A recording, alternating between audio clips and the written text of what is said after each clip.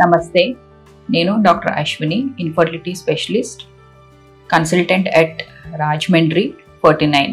ఈరోజు నేను ఒక ముఖ్యమైన టాపిక్ గురించి డిస్కస్ చేయదలుచుకున్నాను. అదేంటంటే ట్యూబర్క్యులోసిస్, టీబీ ఆర్ క్షయవ్యాధి. So WHO, world health organization వాళ్ళు ఇచ్చిన ఇన్సిడెంట్స్ వరల్డ్ వైడ్ ఏంటంటే ట్యూబర్క్యులోసిస్ యొక్క ఇన్సిడెన్స్ 10 to 12%. అదే మన ఇండియా దగ్గర దాని ఇన్సిడెన్స్ అండ్ ప్రివలెన్స్ వచ్చి 20%.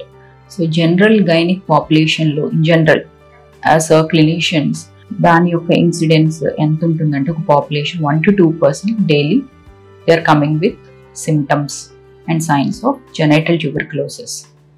సో వరల్డ్ హెల్త్ ఆర్గనైజేషన్ వాళ్ళు ఏంటంటే డెవలపింగ్ కంట్రీస్లో ఎక్కువ దీని యొక్క ప్రివలెన్స్ అనేది చూశారు. ప్రివలెన్స్ అంటే దీని యొక్క జనరల్ టోటల్ పాపులేషన్తో మనం చూసుకుంటే దీని యొక్క ప్రివలెన్స్ ఎంత అనేది.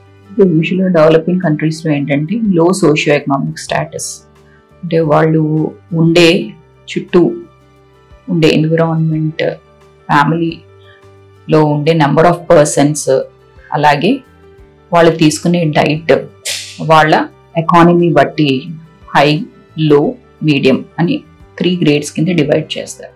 యూజువల్గా హైలీ అండ్ థిక్లీ పాపులేటెడ్ కంట్రీస్లో దీని యొక్క ట్యూబర్క్యులోసిస్ అనేది ప్రివలెన్స్ ఎక్కువ. సో యూజువల్లీ లో సోషియో ఎకనామిక్ గ్రూప్స్లో మనము ట్యూబర్క్యులోసిస్ అనేది చూస్తాం. సో దీన్ని గుర్తించి సో మన ఇండియా వాళ్ళు, మన గవర్నమెంట్ ఏం చేసిందంటే సో ట్యూబర్క్యులోసిస్ దాని ఇన్సిడెన్స్ తగ్గించడానికి డాట్స్ అనే ఒక ట్రీట్మెంట్ స్ట్రాటజీని స్టార్ట్ చేసింది మన గవర్నమెంట్. దాన్ని డైరెక్ట్లీ అబ్జర్వ్డ్ ట్రీట్మెంట్ స్ట్రాటజీ అంటారు. డాట్స్ అంటే ఇవి మెడిసిన్స్ అనేవి డైరెక్ట్గా ఒక నర్స్ అనేది తను డైరెక్ట్గా పేషెంట్ దగ్గరికి వెళ్ళి మెడిసిన్స్ ఇచ్చి వాళ్ళు వేసుకున్నారా లేదా అనేది కన్ఫర్మ్ చేసుకుంటారు. సో మనకి ట్యూబర్క్యులోసిస్ అనే ట్రీట్మెంట్ 6 నుంచి 9 months వరకు వేరీ అవుతుంది అనమాట.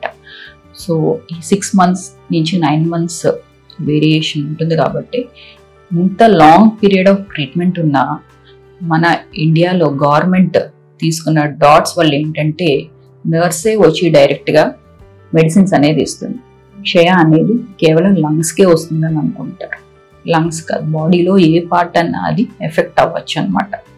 సో ఫిమేల్స్లో ముఖ్యంగా ఆడవాళ్ళలో ఏంటంటే ఈవెన్ వాళ్ళ రిప్రొడక్టివ్ సిస్టమ్ కూడా ఇది డ్యామేజ్ చేస్తుంది.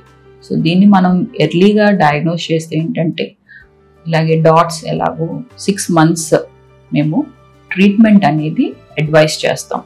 ఇంటెన్సివ్ ఫేజ్ ఒక 2 months ఇస్తాం, తర్వాత 4 months కంటిన్యూషన్ ఫేజ్ ఉంటుంది అన్నమాట. ఈ ట్రీట్మెంట్ తీసుకుంటే వాళ్ళు ఏంటంటే జనరల్ హెల్త్ వాళ్ళు ఇంప్రూవ్ అవుతుంది. సో బాడీలో యుట్రస్ కానీ, ఫిలోపియన్ ట్యూబ్స్లో కానీ, ఎండోమెట్రియంలో కానీ ఎక్కడైనా ట్యూబర్క్యులోసిస్ అంటే అవి చనిపోయి ఆ యుట్రస్, ట్యూబ్స్, మళ్ళీ ఎండోమెట్రియం అనేది నార్మల్ స్టేజ్కి వస్తుంది అనమాట. సో ఈ 6 months వీళ్ళు జాగ్రత్తగా డైట్ తీసుకోవాలి, అలాగే మెడిసిన్స్ తప్పనిసరిగా వాడాలి. సో మెడిసిన్స్ తీసుకున్నప్పుడు కూడా కొంచెం సైడ్ ఎఫెక్ట్స్ ఉంటాయి. సైడ్ ఎఫెక్ట్స్ ఇవేంటంటే కొంచెం ఎలా అంటే లివర్ ఫంక్షన్స్ని, మన లివర్ మీద కొంచెం ఎఫెక్ట్ పడుతుంది. అందుకని ఏంటంటే డాక్టర్ పర్యవేక్షణలో తీసుకోవాలి. మేము తీసుకుంటున్నా కూడా కొన్ని టెస్ట్లు అనేది అడ్వైస్ చేస్తాం అనమాట. సో లివర్ ఫంక్షన్ టెస్ట్ చూసుకోవటం, కొంతమందికి ఏంటంటే సైడ్ ఎఫెక్ట్స్ బాగా ఎక్కువ ఉంటే ఆ డ్రగ్ స్టాప్ చేసి నెక్స్ట్ డ్రగ్ అనేది ఇవ్వటం జరుగుతుంది. సో ఒక్కొక్కసారి ఈ 2 months ట్రీట్మెంట్తో ఏంటంటే వాళ్ళు నార్మల్ వెయిట్ లాస్ ఉన్న వాళ్ళు చక్కగా వెయిట్ గెయిన్ అవటం, మునుపట్లాగా అస్సలు ఫుడ్ తీసుకోలేని వాళ్ళకి ఎపిటైట్ పెరగటం.